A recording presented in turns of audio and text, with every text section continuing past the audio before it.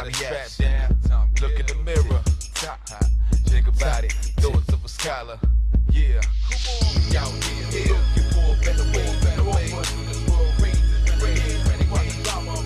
Put up in this world until it's 25. I gotta get off my feet if I wanna make a living. I gotta get off my feet if I wanna make it here. I gotta get off my feet to make them see my head. I'm standing tall on my feet, it's time to make them listen. I hear the voices whisper, and when they speak, I hear them preach on the things that we need to keep us from being victims. Not as they keep the victim, read the moves, looking and think quicker than the next. Trying to get rich, man, I'm just trying to get free. Bang on the system, not raping our sisters, forcing our brothers to hustle. Making drugs for the love of the dough. They got us gunning for O's, killing each other, but we loving it though. Some of us act real bad when the Mac is on us. Jack don't call us, can we rip my flag to the hardest, but when the deputies back, they playing the ass artists. I don't mess. I straighten the path, all here. We out here, looking for a better way. Shout out Ybstv. Y'all already know what it is by now. At least y'all don't know, y'all should know. If you don't, YBS is the question. YBS is the answer. For my young black scholars, it's your boy, Aries the Voice. You know what I'm saying? Yeah, we back here. I gotta do it for y'all. I got to. It's Black History Month. Quick recap last month, like I always do. The question was, do Black Lives matter to us? That was the question, right? Still trying to find out that answer because a woman was just attacked in Harlem by 3 guys in a liquor store because she didn't want to let them buy some liquor. So we gotta do, better. But we're not here for that. We're here because it's Black History Month. But time kills, so we gonna deal with that. We're gonna go to current events real quick. Gotta get some current events. If y'all was looking in the news recently, right? Y'all noticed that there were some Trump supporters that stormed the White House, that stormed the Capitol, right? It was ugly, needless to say. But however, I was telling people, let's not get emotionally invested in that because we already know that if it was us, that they would have shot us down if it was a mob of black people. You know, if you see in the footage, you see these people throwing gas grenades,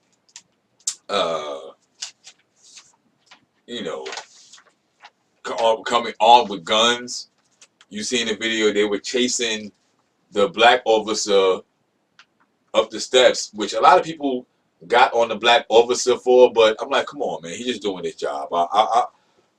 I'm not really here for officers at all, but don't act like he was just running because he was scared. I mean, he was leading them. He knew he had backup. If you see the full video, you see he has some backup. So let's not just get on the black belt for doing his job. But you see that if it was us, we wouldn't even have made it that far. And that's why, even to say that, I know Black Lives don't matter to them, but do Black Lives matter to us? And we got to continue to show that. Meanwhile, we just fighting for human rights. The only reason why they even stormed the White House or stormed the Capitol, these Trump supporters, was because Trump lost the election. I gotta put that in there. That's the only reason why they even stormed the White House in the first place, was because President Trump stormed the election. Now, when we do it, when we storm, or I'm gonna say storm, when we protest, that was supposed to be a protest. When we do it, we're called thugs, we're called looters. And when they do it, they didn't call any of that. They didn't call any of that. They broke into the White House. They broke into the Capitol, D.C. Now, one lady did die, but what do you expect? We would have been completely massacred. As I'm going to get into you, the history of Black history, which is America's dark history. As I said, massacres. This isn't going to be completely pretty. It's not going to be all cutesy and fancy. But, yeah, Black history is America's dark history. It says, this is Black History Month. YBS. You know I got to give it to you like that. You know? So, that was January 6th. But on January 18th, every January, on the third Monday, we pay homage to the man that paved the way for freedom, justice, and equality, Dr. Martin Luther King, born Michael King Jr. in 1965, and January 15th. I didn't mean to say 1965. He wasn't born in 1965. But Martin Luther King, who's pretty much known more for his I Have a Dream speech, was definitely, by the time he passed away in 1968, April 4th, he was definitely more on a different level of thinking as opposed to his I Have a Dream speech. So what I want people to do is look up and go Google it and look it up and get the PDF of his letter from the Birmingham jail. I believe it might have been in 1966 that he wrote it, but his letter from the Birmingham jail, it gave you a different outlook on how he thought. Um, Martin Luther King was arrested over 30 times, sometimes mostly for, you know, misdemeanor stuff, misconduct, civil disobedience. But I'm starting to think that maybe that's why some of these fake activists, you know, maybe that's why they make themselves get arrested on purpose, because they're trying to make themselves look like Dr. King. You know, some of these activists want to get themselves arrested on purpose. And, you know, he wasn't doing that. He also had trumped up charges on him. Like, we got to give this man his credit. Like, Dr. King was a gangster. So gangster that the United States government was found guilty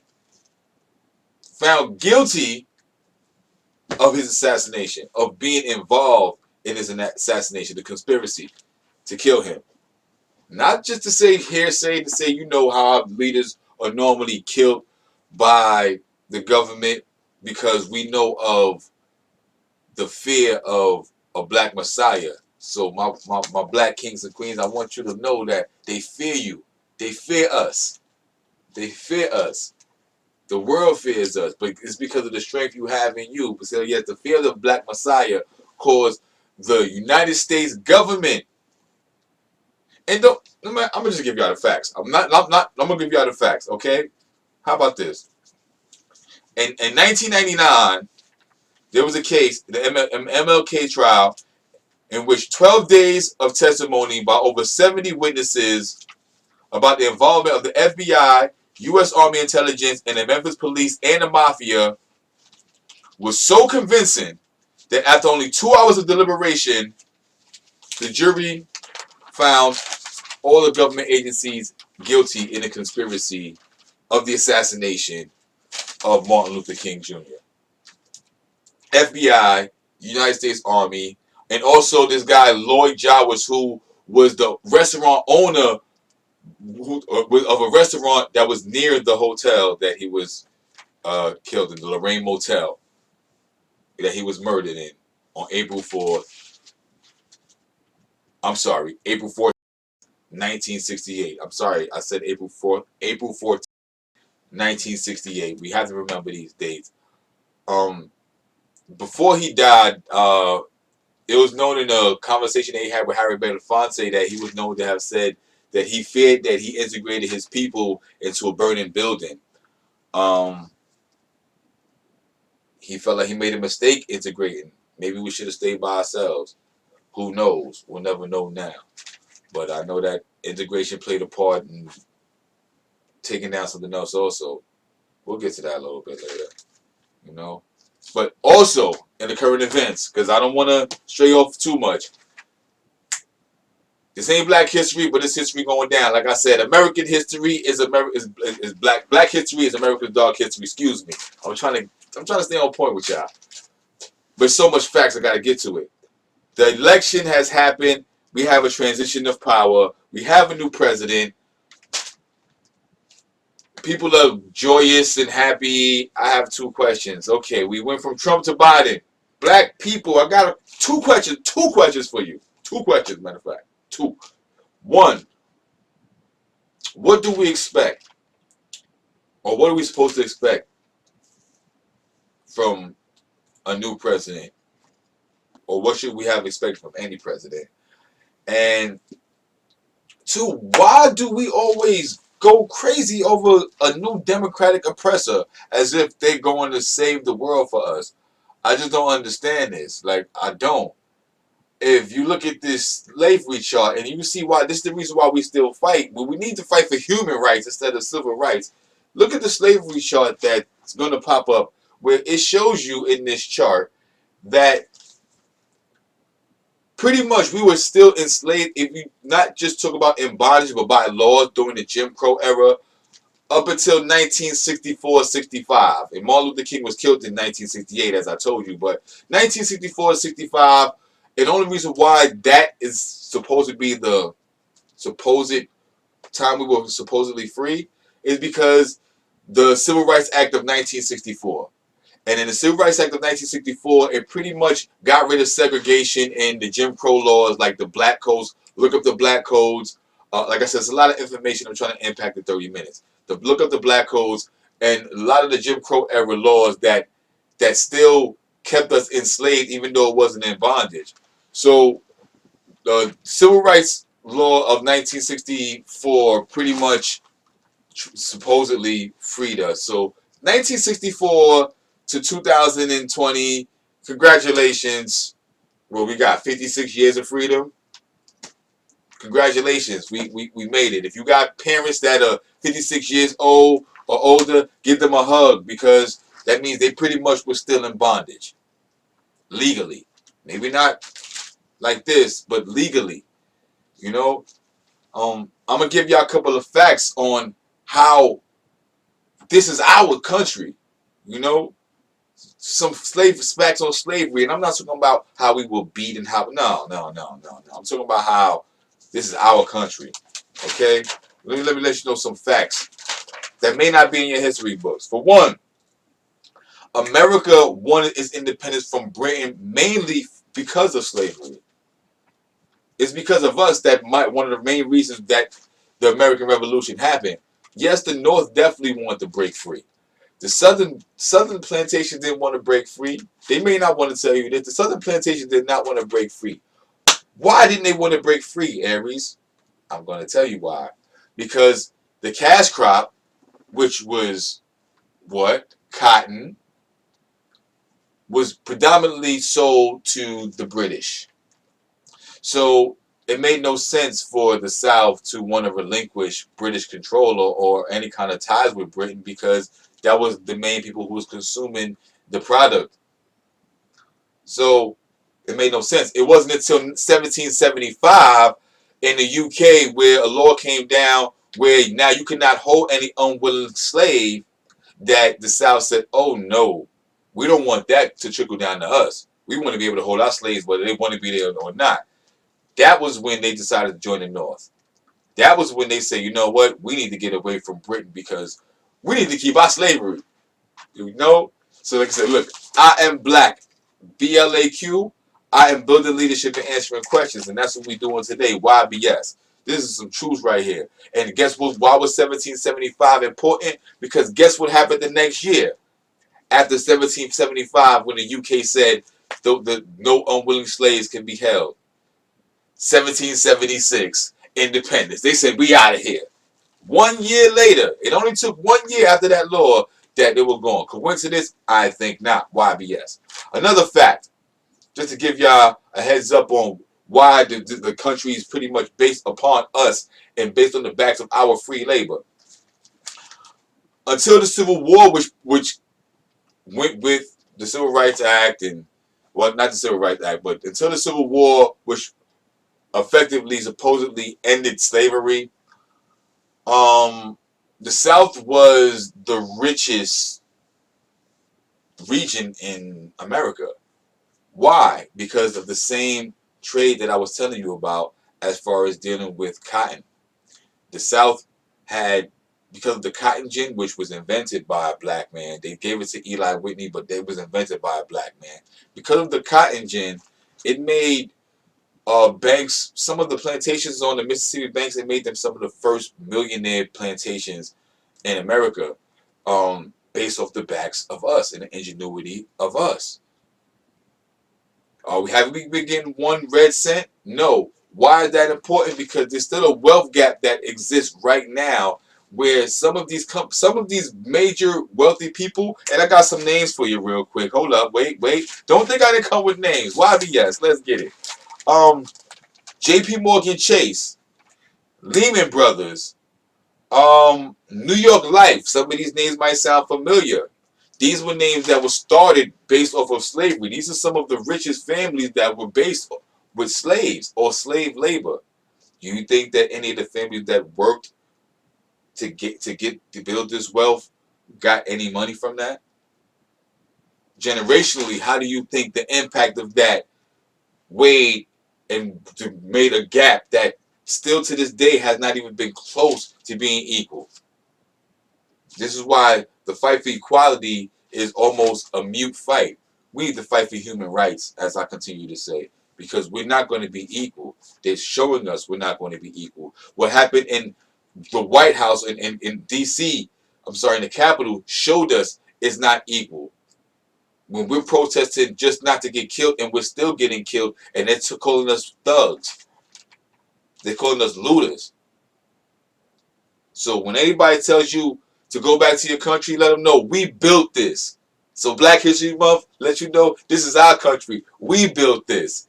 We the one that made y'all wealthy. But we're not gonna get our 40 acres in the middle. I ain't gonna cry for it. But I want to tell you what we did build. O.W. Gurley. We're gonna give y'all a history lesson today. YBS. O.W. Gurley. Tulsa, Oklahoma. He bought 40 acres of land. Wealthy black man. Purchased 40 acres of land during the oil boom in Tulsa, Oklahoma, and wanted to create a society by black people and for black people. So what did he do? He only sold land to black people. Smart man. Smart man. This land, these 40 acres of land ended up being known as Greenwood. Him and a couple of other black entrepreneurs. We had those back then. And this was in he went over to Tulsa, Oklahoma in 1906. So look how we had black entrepreneurs in 1906 buying 40 acres of land. Now, why is this important? Because this 40 acres of land called Greenwood led to what was one of the most flourishing, self-sustaining black towns known as Black Wall Street, in which we had beautiful restaurants, we had beautiful theaters, beautiful hotels, we had dentists, we had real estate agents, we had everything. I mean, Black Wall Street was like Harlem Renaissance times 10. It was where you could escape oppression. Black Wall Street was black excellence. You know, this is why I was labeled Black Wall Street, although the real name was Greenwood, but it can't even be known as Black Wall Street. When they tell you that black people can't have money and they'll do something horrible with it, I want you to look up Black Wall Street. Why do I say look up Black Wall Street and what happened to Black Wall Street? This is what I'm about to get into. Because in this country, we can't have nothing. And that's why I asked the question that I asked earlier. What are we supposed to expect from a president in this country when things like this happen in American history, black history, which is America's dark history? I'm going to keep saying that. I had to pause because I'm trying to look at my notes. I don't even know where I'm at right now. So I know I was talking about, that's what I wanted to get into. I wanted to let you know what Black Wall Street fostered. I was trying to talk about it a little bit, but I want to give y'all the actual real numbers on how beautiful Black Wall Street was.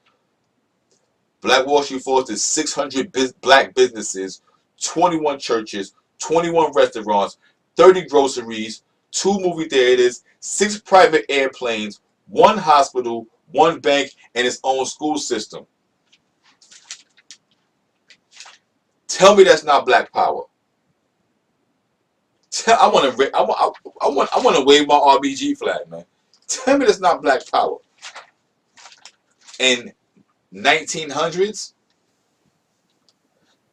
Now, what happened during the race riots of around 1919? There was some race riots going on. A lot of racial tension going on across the nation. You got black people, free black people, trying to get jobs, trying to work, trying to do things, and come on, what do you expect? They were trying to have that. White people not trying to have that. Even in Tulsa, in Oklahoma, you had predominantly white neighborhood that was surrounding them that didn't necessarily like that. So all it took was for one trigger. What was that trigger in Tulsa, Oklahoma? May 31st, 1921.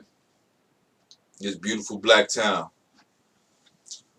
I believe his name was Dick Rowland. I don't have it written down. He was a shoe shine boy. Shoe shine boy. Excuse me, I have musical Tourette's. But he was a shoe shine boy. And a 19-year-old, I believe. And he worked inside a hotel. And there was a white girl named Sarah. I don't remember her last name. They was Sarah Page, who also worked inside the hotel. She was the elevator girl. He went to the elevator. There was a scream that was heard. She didn't want to press charges at all, but you know how this goes. It was said that he assaulted her. Like I said, this was the trigger that white people needed.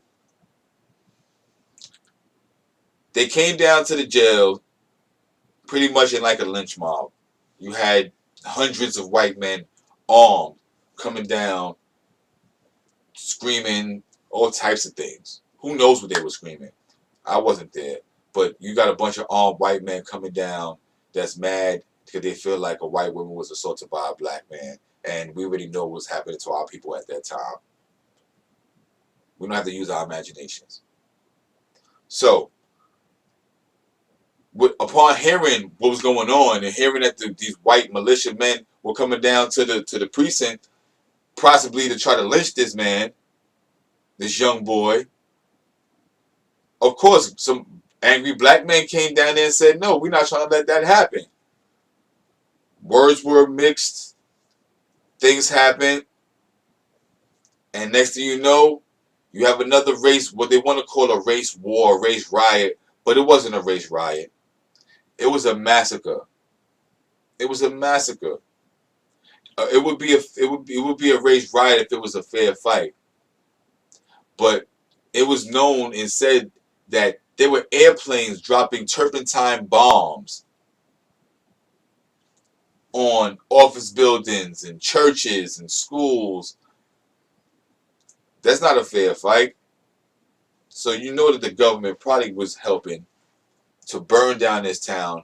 And within about 34 hours, you had what was one of the most beautiful, self-sustaining, black-owned, for black people, by black people,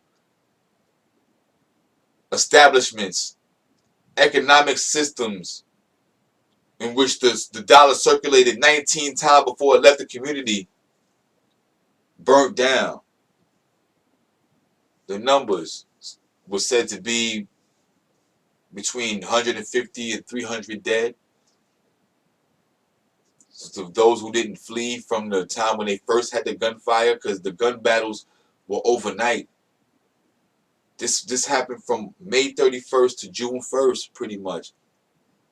And within 2 days, there was a burnt city that was flourishing for years, that created black excellence and black wealth.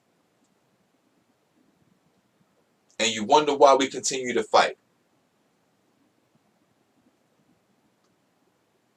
You wonder why we continue to scream that Black Lives Matter.